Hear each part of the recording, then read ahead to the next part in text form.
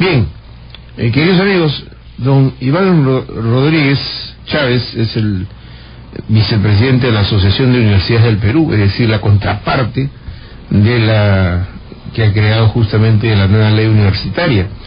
Y el doctor Iván Rodríguez, que es el rector de la Universidad Ricardo Palma, está con nosotros porque un año después de la creación de la ley universitaria, que se cumple a medias, según algunos, ¿no? E incluso con la ira de Daniel Mora, dice que parece que va a haber más resistencias, o por lo menos alguien ha dicho por ahí que hay una promesa de un partido político de que llegado al poder derogan esta norma.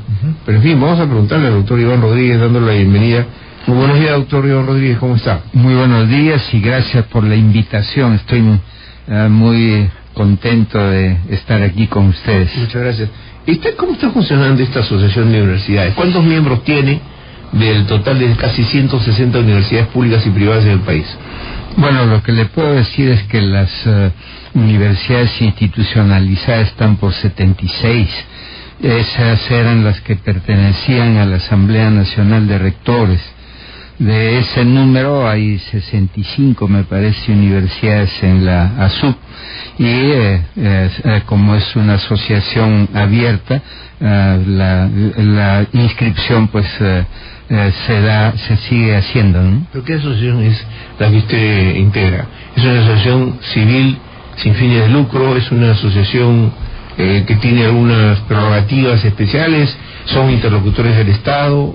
¿Cuál es la función específica? Bueno, la asociación comienza siendo un derecho de todas las personas, ¿no? Esta es una persona jurídica, la universidad, y se agrupa privada, sin fines de lucro. No formamos parte de la administración pública, ni le hacemos competencia ni rivalidad a la SUNEDU ni a ningún órgano de gobierno universitario. Lo que pasa es que la SUNEDU es un órgano que no representa a las universidades, es totalmente ajeno a ellas y está concebida para castigar a las universidades. Entonces, al disolverse la Asamblea Nacional de Rectores, las universidades quedaron completamente sueltas, ¿no? Desconectadas unas con las otras.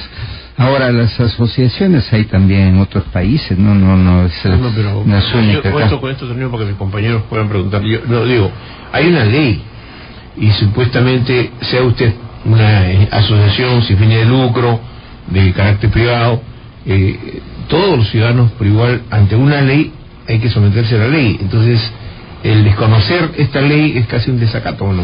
No, porque la propia ley universitaria también en una de sus disposiciones transitorias le reconoce el derecho de asociación, pero independientemente de eso, no es que estemos en contra de la ley, pero simple y llanamente por actitudes, ¿no? Lo que pasa es que la ley sí atenta contra la autonomía universitaria, y los que estamos ligados a las universidades sabemos que la característica esencial de la universidad es su autonomía. Si le quitamos la autonomía ya deja de ser universidad. Entonces tenemos que defenderla, ¿no? Pero no en una forma beligerante, ni al margen, ni fuera de la ley, sino simple y llanamente dentro de la propia ley.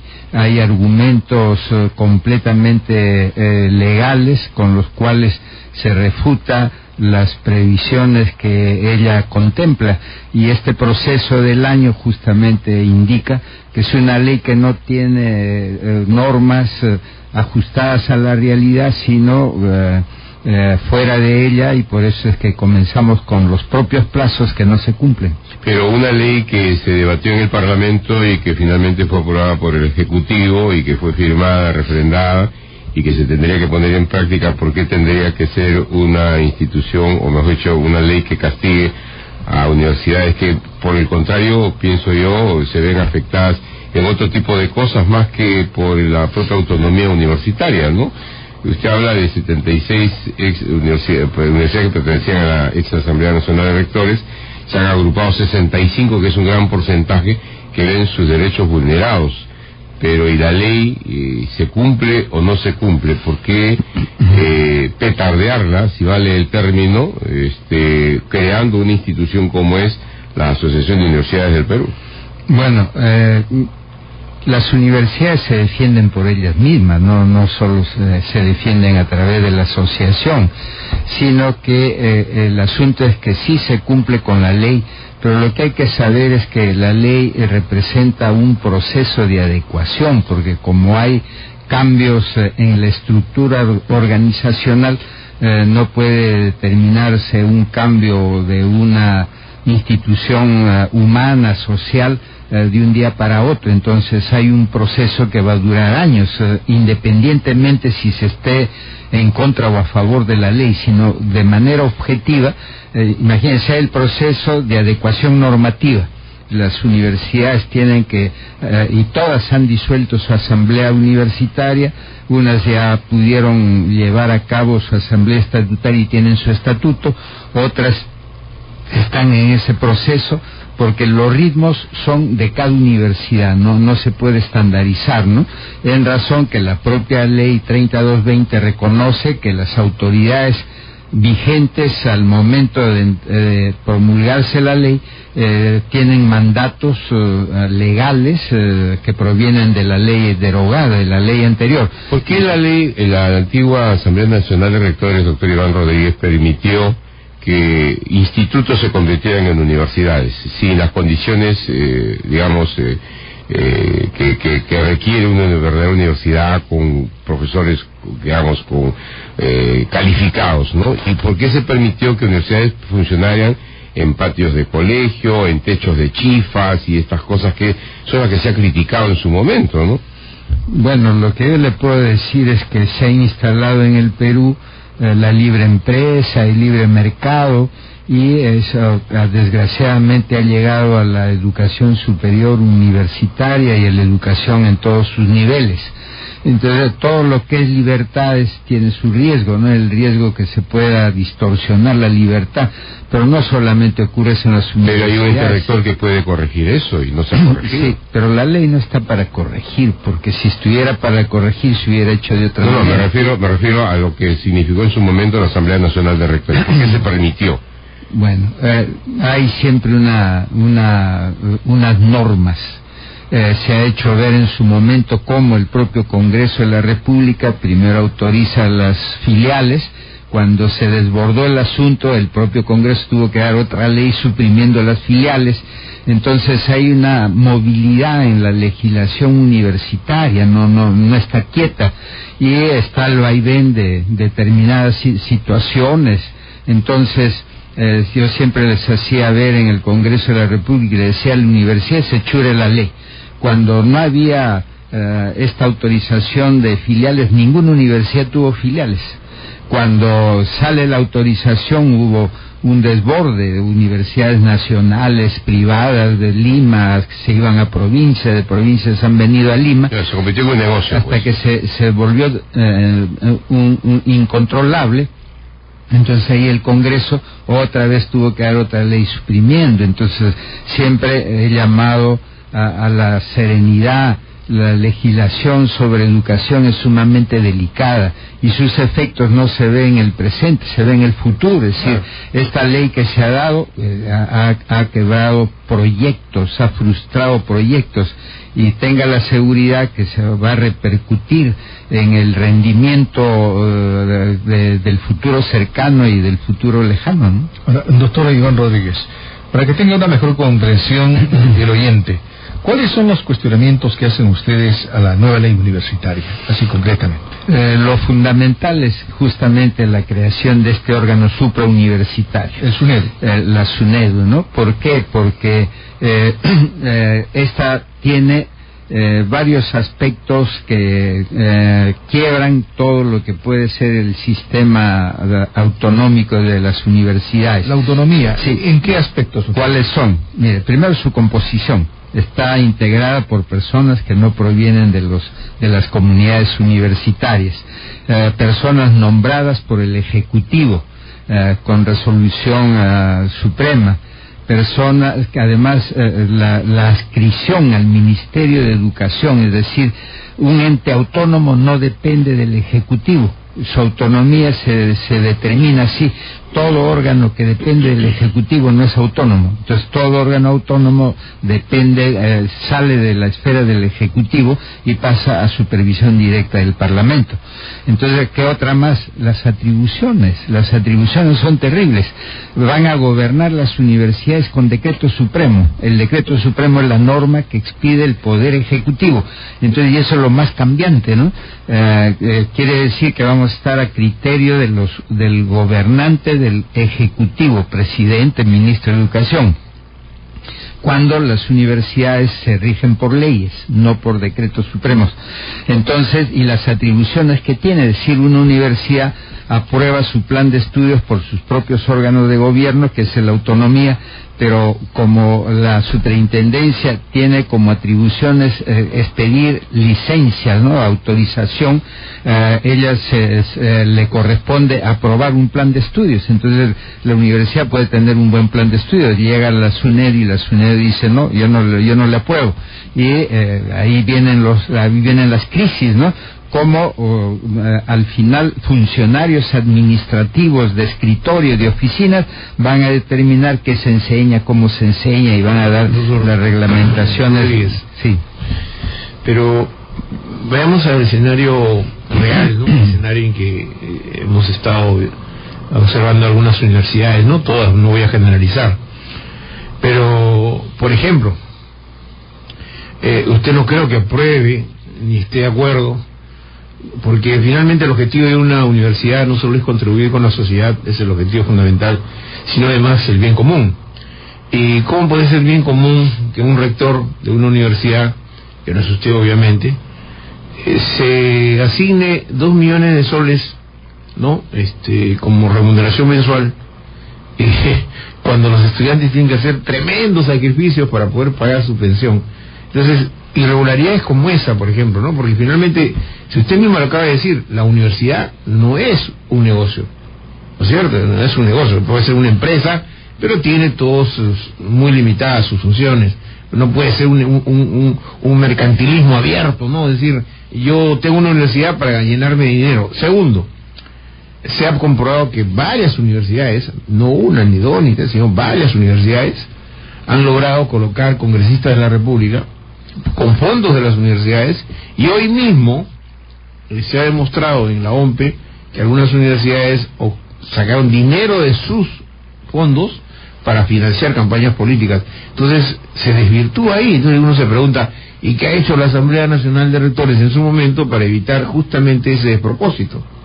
Bueno, lo estoy generalizando, digo, sí, ahí mencionó que claro, era una minoría, ¿no?, que ocurre en todo sitio y en todos los sectores sociales, que naturalmente no lo aprobamos ni lo justificamos, pero si ha ocurrido algo como eso, bueno, ahí estaban los órganos llamados a intervenir, como por ejemplo la SUNAD, el Ministerio de Trabajo, porque ahora todas las planillas son electrónicas, los pagos son electrónicos, entra automáticamente a control de la SUNAT en lo que corresponde a los aspectos económicos, ¿no?, porque tienen una consecuencia tributaria. Nosotros, y personalmente yo no indudablemente que no estoy por eso, ¿no? El defender a la universidad no quiere decir que se defienda lo que es incorrecto, pero lo que debo decirle, si las cosas marchan como debe de ser, justamente los órganos suprauniversitarios son órganos de coordinación, no son órganos de coacción.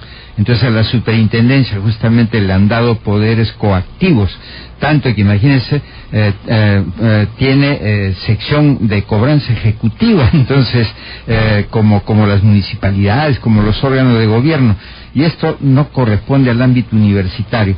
Siempre hay, como por ejemplo una ley que suprimió una universidad, que determina en uno de sus artículos, dice: autorícese al juez de turno para que incaute la documentación ¿Ah? Entonces no dice que un órgano universitario haga eso, ¿no? Porque son acciones coactivas. Que la Contraloría General estudie y establezca las responsabilidades. ¿Por qué? Porque sí existen órganos para corregir las desviaciones de lo correcto, ¿no? Pero cuando el órgano no actúa pero ese es un problema, yo diría hasta del país, ¿no? No solo las universidades. En Europa, que yo sepa, casi la gran mayoría no piensan en la autonomía universitaria. Son universidades, Navarra, Complutense, pues en España, la de Milano, la misma Universidad de Roma, que yo he conocido. No es que están preocupados en la autonomía, están preocupados en la calidad docente, en la formación de sus estudiantes, ¿no? Para sacar profesionales de primer nivel. ¿Por qué aquí en el Perú ese tema viene desde hace muchos años? La autonomía universitaria. Yo recuerdo que a veces había represión en las universidades, ¿no? Por el tema de la autonomía. Entonces yo me pregunto ¿por qué? O sea, ¿cuál es de qué nos diferencia? En Estados Unidos, yo pregunto, ¿hay autonomía universitaria? No, hay una universidad privada se funda y es, si quieren que negocio, yo cobro 100.000 soles un posgrado o $100.000 un posgrado y así es. Que la autonomía, discúlpame Alberto, y con todo respeto al doctor Iván Rodríguez, quiere decir déjame hacer a mí las cosas y tú no te metas. Pero no es así. A ver, no es así porque justamente el Estado da un marco regulatorio, no da leyes de detalle, no da leyes de reglamento. Por eso volvemos al tema de este señor que gana 2 millones de soles mensuales. ¿Cómo? Pero será lícito. ¿Por qué? Porque los órganos llamados a fiscalizar ese aspecto no lo han observado. Y tanto que de las informaciones que tenemos recurrió al Poder Judicial y el Poder Judicial lo han pagado. Quiere decir que está dentro de la ley, que puede ser no concordante con la realidad, será otra cosa, ¿no? Porque ahí hay que distinguir qué es legal, qué no es legal, ¿no? Pero yo lo que les puedo decir, mire, la diferencia sustantiva entre los países desarrollados y el Perú es que, primero, las universidades son respetadas. Los gobiernos no están con interés de meterse ahí a las universidades, ¿no? En cambio, la historia de nuestra universidad es de intervencionismo de los gobiernos de turno desde el inicio. Le debo decir, desde la época del virreinato, los virreyes, muchos intervenían a la universidad y cada vez que la universidad tomaba cuerpo, ahí mismo la interrumpían con una intervención. O sea que nosotros hemos heredado y en la República se continúa lo mismo. Imagínense, ha habido una inestabilidad institucional de tal manera que cuando ha habido leyes universitarias que han durado 5 años, 3 años, 2 años, entonces, y hay una, por ejemplo, que en estas disposiciones transitorias como la actual, llegó al punto de establecer que por esa vez el rector podía ser un jubilado. ¿Y qué era? Pues ya estaba escogida la persona que iba a ser. No nos ha dicho, doctor Rodríguez, perdón que me insista, y a usted lo aprecio mucho y lo conozco hace muchos años. Es que, ¿dónde está el asunto? ¿Por qué el Estado o el gobierno de turno no tiene interés? O sea, ¿cuál es el interés político? No, porque en las universidades hay de todo. Usted va a San Marcos, hay de todo, de izquierda, centro, derecha, hay de todo. En todas las universidades no todos están uniformados en cuanto a militancias políticas. Entonces yo me pregunto, ¿dónde está pues el dominio? ¿Por qué el dominio? Que ustedes sospechan que los gobiernos quieren dominar. ¿Por qué? ¿Le quitan plata a las universidades? No. Sí. Es más, ¿no? Porque usted tiene exoneraciones increíbles. Las universidades tienen exoneraciones increíbles. Esto está clarísimo. ¿Sí o no? A ver, voy a decir. Sí. Mira, en primer lugar, lo que le puedo decir es que las relaciones universidades-gobierno son siempre son relaciones tensionales, son siempre relaciones de tensión. ¿Por qué? Porque les incomoda a los gobiernos, ¿no? Esos pronunciamientos que saca sobre asuntos de interés nacional, de interés político. Pero es parte de la obligación de la universidad. Pero les incomoda a los gobiernos, pues no les gusta. Entonces yo solamente le diré un hecho real. Cuando era rector Encinas, lo llamó el presidente y le dijo, oiga, usted calle a los muchachos, a los jóvenes que no salgan a las calles, que no reclamen. Entonces él dijo, yo no puedo hacer eso. lo llamó por segunda vez, le dijo que no podía hacer eso, cerraron la universidad, se metió el gobierno, la clausuró por 3-4 años y desterró indudablemente a Encinas, ¿no? ¿Por qué? Porque siempre hay un problema de la propia naturaleza institucional. Pero hay que diferenciar, doctor, porque en la época del terrorismo, usted lo sabe, ¿no? En la época del terrorismo hubo intervención incluso militar. ¿Por qué? Porque yo entraba, por ejemplo, a dictar alguna conferencia ahí en la Facultad de Letras de San Marcos, y ese era un reducto de sendero, era sendero luminoso. Lo único que faltaba que apareciera de pronto a Abimael Guzmán, no, con su libro de verdad, y empezara a dictar clases, porque era sendero, hasta los aplausos eran típicos de sendero, ¿no? Entonces había un dominio. Entonces eso, obviamente, si es un movimiento terrorista dentro de una universidad, habría que controlarlo, pero más allá de eso... Pero eso se aceptó y estuvo ahí hasta, o sea, dormían pelotones de soldados en los interiores de las universidades, eso nadie dijo nada, ¿no? Eso y es el Estado. No, y la Asamblea Nacional de Rectores no dijo nada. No, es que todo se aceptaba, pues, porque era una situación social grave, de violencia, que entonces, ¿quién podía decir, oiga, usted por qué hace esto, no? Si eso tampoco afectaba la marcha interna de la propia universidad, sino lo que daban ellos era vigilancia, no seguridad, control desde el punto de vista de la seguridad. Entonces el problema que le decía, miren, Estados Unidos no están con ese afán de decir ya esta universidad está creando incomodidad, y hay manifestaciones contra los gobiernos al interior de las universidades en Estados Unidos, sino que no salen a las calles como se sale acá, ¿no? Pero hay una actividad tolerada. Pero nadie está diciendo, bueno, ya en Harvard están ganando mucho los profesores, el rector, y consecuentemente hay que intervenir. Le dejan pues en libertad, ¿no? Entonces, vuelvo a decir, la libertad es indispensable para la universidad, pero sí inclina también a riesgos, porque la universidad es una institución de comunicación intergeneracional. Solo ahí tiene usted ya un factor de conflicto, ¿no? Porque son los adultos con los jóvenes los que se juntan. Entonces, y hay varias cosas, las libertades tiene ese problema, pero en las propias universidades ya se adquiere el equilibrio institucional y las fuerzas al interior van conviviendo con el conflicto, ¿no? Pero van realizando. Entonces, en la universidad, en el Perú, por ejemplo, hay buenas universidades que con la ley sí se afectan, sí se van a afectar de todas maneras, ¿no? Hay cierto decaimiento de su actividad, una incertidumbre, un compás de espera.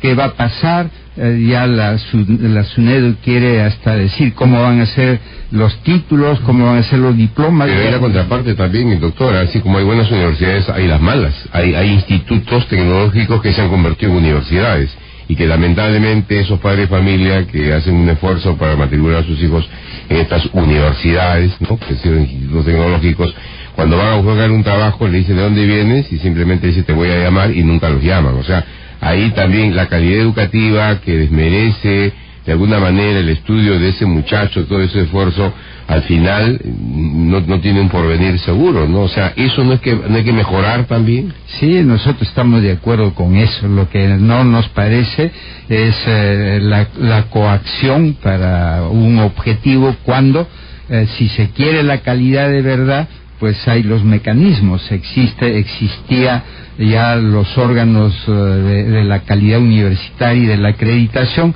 Lo único que se requería era que la acreditación fueran procesos de garantía, no de infiltración política, que sí existe. Entonces así las universidades iban desapareciendo, las que no garantizan la calidad que todos queremos. Desde las universidades queremos calidad y nos esmeramos por darlo. Por eso le decía, lo grave que a veces resulta pues que las universidades se metan en política. Por ejemplo, ahora mire, la imagen que le puede significar, afectar su imagen a la Vallejo, ¿no?, a César Vallejo. Hay 2 depósitos a Martín Belaúnde del Ocio, ¿no?, que tienen que aclararse, $21,888 por un lado, y hay otro depósito por $22,000 a favor de Martín Belaúnde del Ocio. No, $41,000 que ha dado César Acuña ha hecho todo depósito. Ya ves, entonces acá también hay, porque un negocio puede ser todo un sujeto que está pues puesto en la mira por supuestos actos de corrupción. Bueno, una universidad que se preste a eso, también eso llama la atención. Mire, todo lo que no es legal y no es correcto, existen los mecanismos, los órganos, los procedimientos para castigar. Si no se castiga, es la inactividad de esos órganos, el que no asumen su responsabilidad, ¿no? O sea que la posición personal y la posición institucional no es de apañar lo que no esté bien, sino que la actividad de los órganos que tienen la potestad, las competencias para poder corregir cualquiera de los actos que se sale de la ley. Pero lo que no está bien es desestructurar a la universidad institucionalmente, o sea que porque hay algunas autoridades que obran mal, entonces castigo a la universidad, no, sino castigo está la persona que obra mal y... Bueno, de hecho, además, quien comete un delito es individual, no es institucional. Ahora, no es la persona Una jurídica. pregunta muy puntual al doctor Iván Rodríguez. ¿Ustedes van a acatar la ley o van a continuar con la actitud que han mantenido hasta este momento, evasiva casi? Bueno, pero sí se cumple la ley, porque no tenemos, hemos dicho siempre, si la ley salía tenemos que cumplirla. Lo que hay es otro aspecto, ¿no? La discusión teórica, jurídico, legal y de la doctrina universitaria, porque la universidad también tiene su doctrina, ¿no?